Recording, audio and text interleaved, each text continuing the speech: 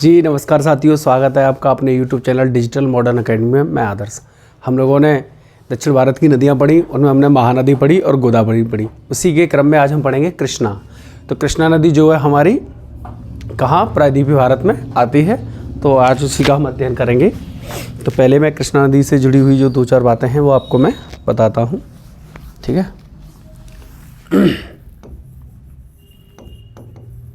कृष्णा नदी, ठीक है ना भाई। उद्गम स्थल,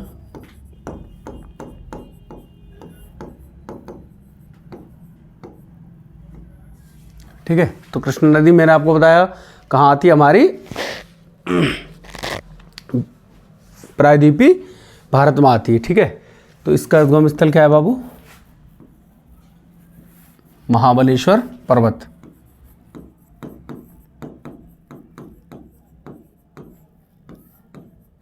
ठीक है ना भाई। और ये कहाँ पड़ेगा? महाराष्ट्र, ठीक है। उसके बाद संबंधित राज्य, ठीक है। संबंधित राज्य जहाँ जहाँ ये बहती है, संबंधित राज्य, ठीक है। महाराष्ट्र, कर्नाटका, ठीक है। उसके बाद तेलंगाना और आंध्र प्रदेश, ठीक है। ये इसके क्या हैं? संबंधित राज्य हैं जिनमें ये बहती है। चलिए अपनी यात्रा प्रारंभ करते हैं। फ्लो चार्ट बनाएंगे।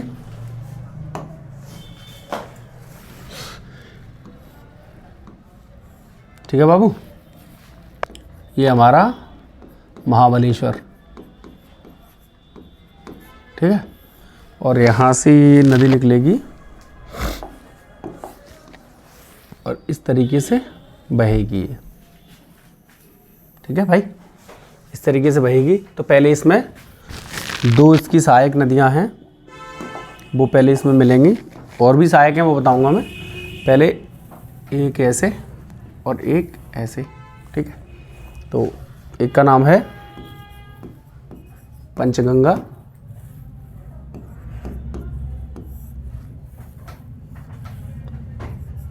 पंचगंगा,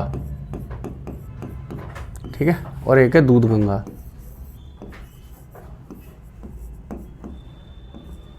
ठीक है ना भाई। ये जो क्षेत्र है ये महाराष्ट्र का है। उसके बाद ये क्षेत्र कहाँ का है बाबू? कर्नाटका। ये पहले महाराष्ट्र से निकलती है, फिर कर्नाटक पहुँचती है। कर्नाटक पहुँचने के बाद फिर महाराष्ट्र में आती है। उसके बाद तेलंगाना, फिर आंध्र प्रदेश। इस तरीके से बहती है ये, ठीक है।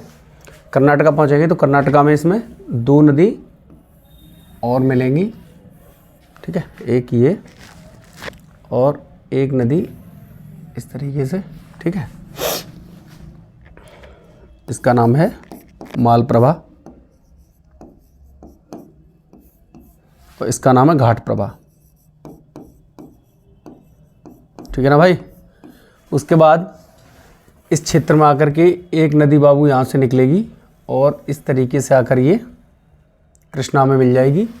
और इस नदी का नाम है मूसी नदी, ठीक है। और मूसी नदी के किनारे यहाँ पर एक शहर बसा हुआ है। कौन सा? हैदराबाद।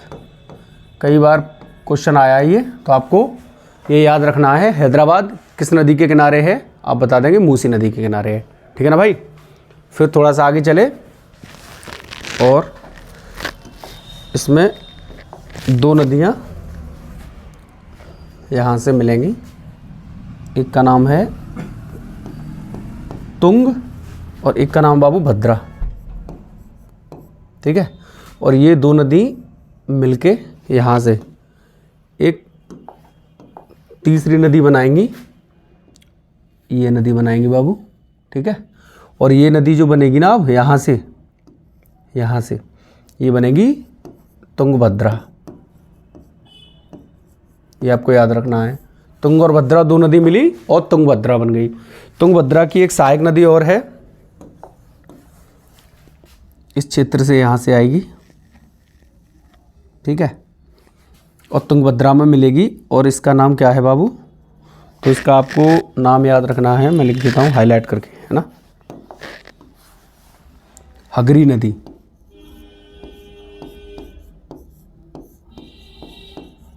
हगरी नदी, और इसी को हम वेदावती भी कहते हैं, वेदावती।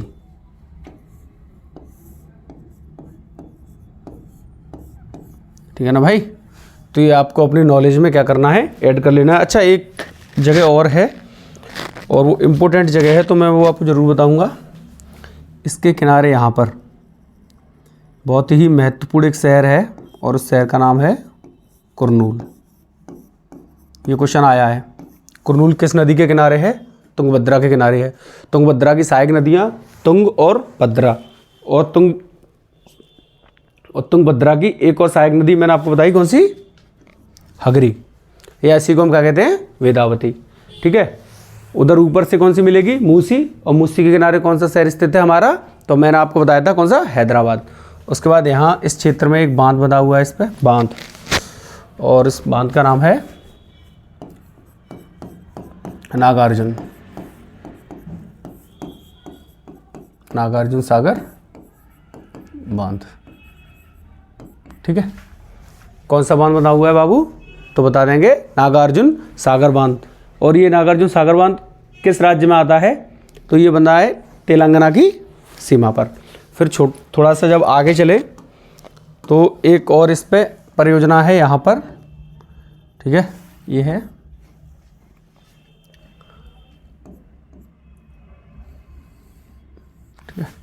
यहाँ चलें, और ये जगह है हमारी एपी। एपी क्या बताया था मैंने? आंध्र प्रदेश, माफ़ करना भाई। ठीक है, आंध्र प्रदेश। ठीक है, और आंध्र प्रदेश में ये एक परियोजना है, और इस परियोजना का नाम बाबू क्या है? श्रीशैलम।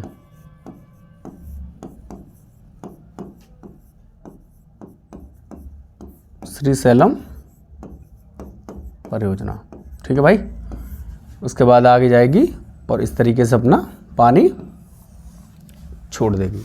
ये आपको अपनी जानकारी में चीज़ें ऐड करनी है। इससे पहले उद्गम वगैरह मैंने इसका सब बता दिया था, संबंधित राज्य मैंने भी आपको बता दिए हैं। ठीक है, चलिए आप इसको शॉट लीजिए, फिर आगे एक और नदी पढ़ेंगे।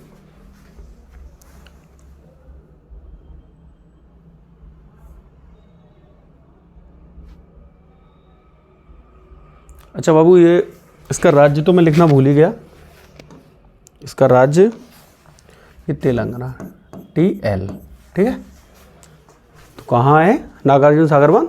तेलंगाना में। चलिए अब हम पढ़ते हैं कौन सी? तो बाबू अब हम पढ़ेंगे अपनी कावेरी नदी। कौन सी नदी पढ़ेंगे बाबू? कावेरी नदी। चलिए आइए शुरू करते हैं। कावेरी। तो हम क्या पढ़ेंगे? कावेरी। अच्छा भाई, कावेरी नदी जो है ना, वो हमारी अपवाद में आती है। अपवाद में क्यों आती है मैं आपको बताता हूँ। दक्षिण में जितनी भी हमारी दक्षिण में जो नदियाँ बहती हैं दक्षिण भारत में, वो नदियाँ मैंने आपको बताया था वर्ष भर उनमें पानी की मात्रा पर्याप्त मात्रा में नहीं रहती है। ऐसा क्यों होता है? ऐसा इसलिए होता है क्योंकि उनको मौसमी और बरसाती नदी कहते हैं। मानसून जब आता है तो उन नदियों में पर्याप्त मात्रा में पानी पाया जाता है। जब मानसून चला जाएगा तो नदियों में पानी का स्तर कम हो जाएगा और छोटी छोटी नदियाँ सूख भी जाती हैं। लेकिन ये कावेरी एक अकेली ऐसी नदी है जिसमें वर्ष भर जल की मात्रा पर्याप्त रहती है। ऐसा क्यों है सर? चलिए आइए देखते हैं।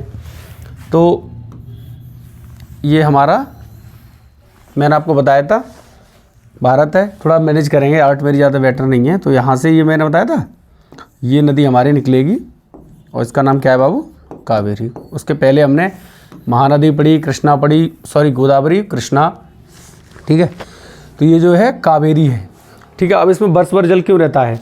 जिस क्षेत्र से ये निकलती है वहाँ पर हमारी पहाड़ियाँ हैं बाबू। ठीक है, अन्नामलाई है, कार्डमम है, ठीक है, नीलगिरी की पहाड़ियाँ हैं। तो क्या होता है, अरब सागर से जो हमारा मानसून बनता है, अरब सागर से मानसून बनेगा इस तरीके से। ठीक है, इस तरीके से ये मानसून बनेगा ना, इस तरीके से। और ये मानसून आता है और इनमें पहाड़ियों में आके टकरा जाता है। जिसकी वजह से कावेरी में पानी पर्याप्त मात्रा में रहता है। तो चलिए ठीक है सर, आपने ये तो बता दिया कि अरब सागर से आता हुआ मानसून टकराएगा और पानी इसमें पर्याप्त मात्रा में कर देगा। उसके बाद क्या होता है, अभी जो सर्दियां चल रही हैं तो सर्दियों में हमारा कौन सा मानसून आता है पता है? उत्तर पूर्वी मानसून। ये मानसून आएगा बाबू, ठीक है, ठीक है, ये मानसून आएगा और ये फिर से इनसे पहाड़ियों से टकराएगा, ठीक है। और जब टकराएगा तो फिर क्या होगी? बारिश होगी तो हमारी कावेरी में जल फिर से क्या होगा? बढ़ जाएगा। तो ये आपको अपनी नॉलेज में छोटी सी चीज़ है लेकिन आपको रखनी है। अच्छा, दूसरी बात, दक्षिण भारत की दूसरी सबसे बड़ी नदी है कावेरी। पहली मैंने आपको कौन सी बताया था? गोदावरी, है ना। और दूसरी दक्षिण भारत की सबसे बड़ी नदी पूछी जाए तो कावेरी। लेकिन ये अपवाद नदी है, ये भी आपको अपनी नॉलेज में ऐड कर लेना है। क्वेश्चन आता है दक्षिण भारत की एक ऐसी नदी बताइए जो वर्ष भर जलमग्न रहती है या जिसमें वर्ष भर जल की मात्रा पर्याप्त रहती है। तो आपको कावेरी आंसर करना है। और क्यों करना है वो मैंने आपको बता दिया।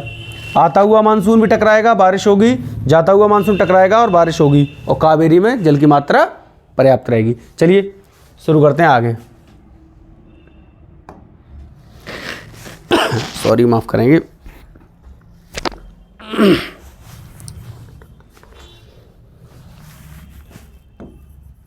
कावेरी नदी, ठीक है भाई।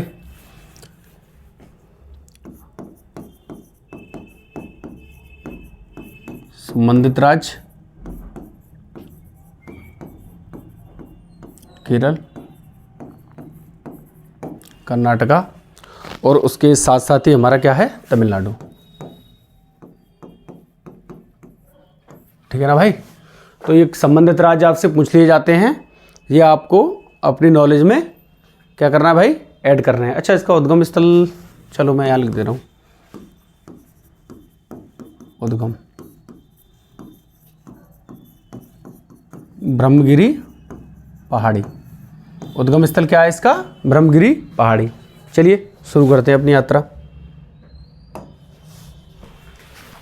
भाई ये है हमारा ब्रह्मगिरी, और यहाँ से एक नदी निकलेगी और इस तरीके से बहेगी, ठीक है। बहुत लंबी चौड़ी नदी बना दी है मैंने, ठीक है। तो इसमें पहले दो नदी मिलती हैं और वो नदी हैं एक इस तरीके से और एक इस तरीके से। इसका नाम है सिमसा और इसका नाम है हेमवती, ठीक है। ऐसा लग रहा है किसी का नाम ही है ये, है क्या नाम है? सिमसा और हेमवती, ठीक है ना भाई। उसके बाद इस जगह पर एक परियोजना है,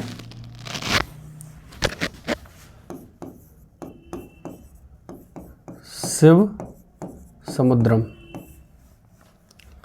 ठीक है। ये आपको अपनी नॉलेज में ऐड करना है। कई बार परीक्षाओं में ये क्वेश्चन पूछा गया है, शिव समुद्रम परियोजना किस नदी पर है? तो आपको बता देना है किस नदी पर है बाबू? तो आप बता देंगे हमारी कावेरी नदी पर है, ठीक है। दो नदी इसमें और मिलती हैं दक्षिण से, वो नदियाँ मैं यहाँ बनाऊँगा, ठीक है। ये है अर्कावती, ठीक है भाई। और ये हमारी एक नदी अर्कावती और एक शायद भवानी, एक भवानी नदी, ठीक है। उसके बाद थोड़ा सा आगे चलेंगे तो इस पर एक ये बांध बना हुआ है, और वो बांध है कौन सा बेटा? आंध्र प्रदेश, एपी, ठीक है। आंध्र प्रदेश में मैटूर बांध, ठीक है ना भाई। ये आपको अपनी नॉलेज में ऐड कर लेना, उसके बाद आगे जाएगी और अपना जलिए छोड़ देगी। अच्छा, इससे संबंधित दो तीन नॉलेज वो जानकारियाँ और हैं, वो मैं आपको दूंगा, लेकिन यहाँ लिख नहीं पाऊंगा, तो अगली स्लाइड में लिखता हूँ।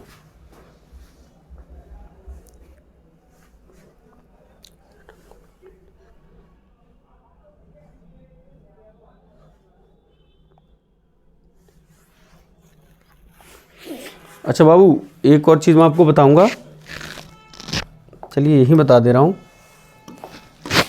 ये जो आंध्र प्रदेश का इसका क्षेत्र है ना, ये क्षेत्र, ये इस क्षेत्र में। इस क्षेत्र में क्या होता है बाबू, चावल पर्याप्त मात्रा में होते हैं, चावल पर्याप्त मात्रा में होते हैं, इसलिए इस क्षेत्र को हम पता क्या कहते हैं, इस क्षेत्र को कहते हैं चावल का कटोरा। ठीक है, क्या कहते हैं, चावल का कटोरा। तो आपसे ये पूछा जाएगा कि चावल का कटोरा किस नदी के क्षेत्र के अंतर्गत आता है, तो आप बता देंगे किसके आता है, हमारा कावेरी, ये कावेरी है, कावेरी नदी। ठीक है भाई, तो आप बता देंगे। बहुत अधिक मात्रा में यहाँ पर चावल होते हैं। ठीक है, चलिए आइए, इस पर 3 द्वीप और हैं जो मुझे बताने हैं, तो वो मैं आपको इधर बताता हूँ।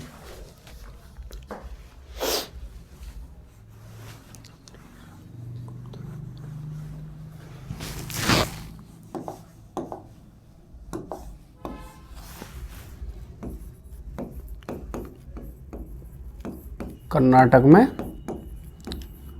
3 द्वीप हैं। ठीक है, ठीक है। Number 1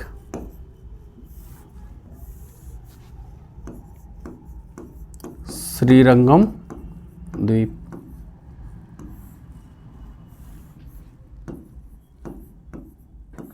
number 2 Rameshwar,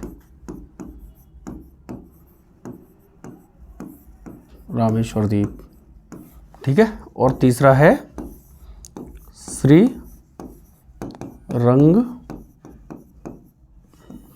श्रीरंगपत्तनम।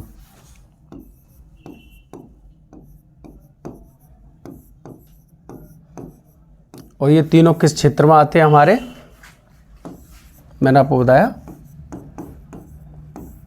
कर्नाटका। ठीक है ना भाई, तो ये आपको अपनी नॉलेज में ऐड कर लेना है। चलिए मैं रिकॉल कर देता हूं एक बार स्पीड में।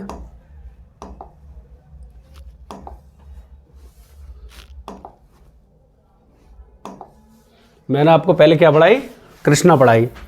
कृष्णा का उद्गम स्थल महाबलेश्वर पर्वत, महाराष्ट्र, संबंधित राज्य महाराष्ट्र, कर्नाटक, तेलंगाना और हमारा आंध्रा। ठीक है, उसके बाद जब आगे चले तो महाबलेश्वर, ये लिख देते हैं महाराष्ट्र। ठीक है, महाराष्ट्र, महाराष्ट्र से निकलती है ये, महाबलेश्वर से, महाबलेश्वर से निकली तो महाराष्ट्र के क्षेत्र में इसमें 2 नदियाँ मिली, कौन सी, पंचगंगा और दूधगंगा। उसके बाद कर्नाटक में 2 मालप्रभा, घाटप्रभा। थोड़ा सा और आगे चले तो फिर एक नदी ऊपर से आई, कौन सी, मूसी। इस नदी को नहीं बाबू भूलना है। और मूसी नदी के किनारे मैंने आपको बताया, ये वेरी वेरी मोस्ट इंपोर्टेंट, ये आपको याद कर लेना है। हैदराबाद मूसी नदी के किनारे है। उसके बाद थोड़ा सा आगे चले, फिर नीचे से 2 नदियाँ मिली, तुंग और भद्रा। और तुंग और भद्रा मिलकर कौन सी बन गई हमारी, तुंगभद्रा।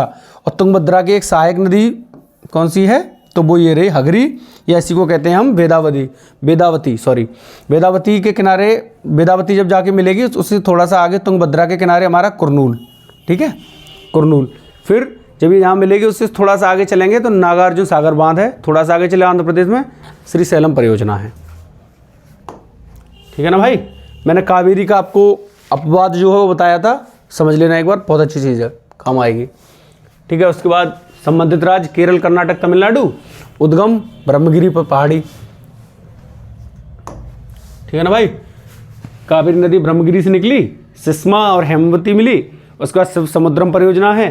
फिर भवानी नदी मिलेगी नीचे से, एक और नदी मिलेगी, सॉरी माफ़ी चाहूँगा यार, भवानी है ये, भवान लिख दिया मैंने, अर्कावती। ठीक है, अर्कावती। ठीक है, अर्कावती मिलेगी। फिर थोड़ा सा आगे चले, आंध्र प्रदेश में इस पर मैटूर बांध है। मैटूर बांध कई बार परीक्षा में आया है। उसके साथ साथ ही इसके इस क्षेत्र को हमने क्या बताया आपको, इसको हम कहते हैं बाबू चावल का कटोरा।